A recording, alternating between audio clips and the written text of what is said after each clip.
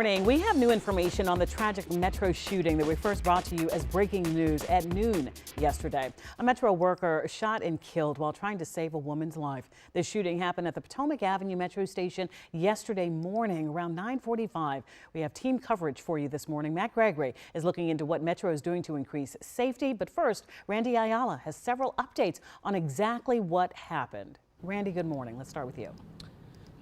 Yeah, good morning to you, Alice. And police say it started around 9:45 this morning. And we now know the alleged shooter. Police have identified him as 31-year-old Isaiah Trotman from Southeast D.C. He is in custody and he's being charged with first-degree murder, kidnapping, and assault. Police say he just went on a shooting rampage inside of this Metro station just over my shoulder here. It started yesterday morning, though, on a Metro bus.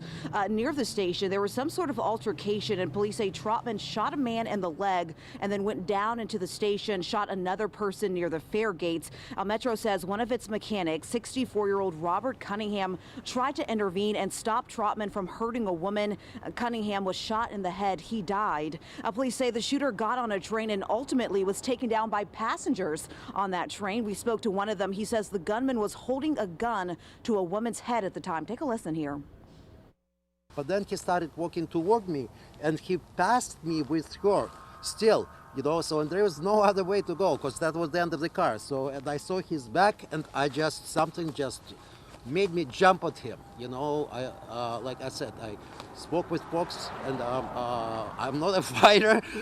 Never been in a situation with an active shooter, but it's probably in a reflex. I just jumped on him and, I launched at him and brought him down.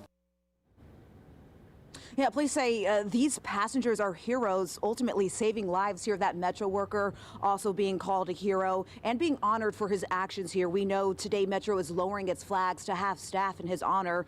This morning, 3 people are recovering from their injuries. They're expected to be okay, but police have not said why the suspect started shooting in the first place. WMATA GM Rady Clark tweeting just after midnight this morning to show grace and patience to Metro workers today as they continue to mourn the loss of their co-worker who tried to save a life and ultimately lost his in the process. Guys, I'll send it back to you in the studio.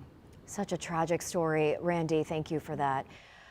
We know Metro buses, trains, and stations have been the setting of several violent crimes just in the past month. So what is WMATA doing to increase the safety? Matt Gregory continues our team coverage this morning. Matt, of course, this is on the minds of many people who take Metro. What is their approach to keeping people safe?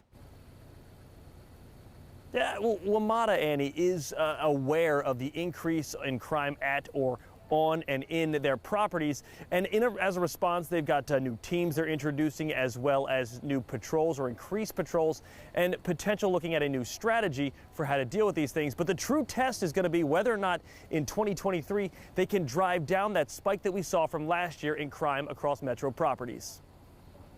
In January, we got the final numbers from WMATA on crime on Metro properties. It wasn't great. In 2022, overall crime jumped about 19% compared to 2021, and that included increases in categories like robbery, larceny, simple assault, and vandalism.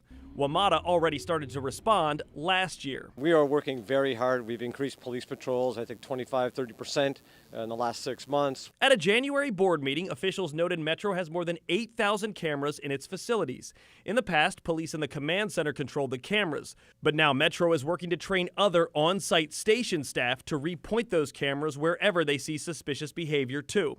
And on top of that, WMATA hired 4 crisis intervention specialists to assist in mental health situations in December, and that's a number that could increase as well. I would also say that we have all expected that that number will grow.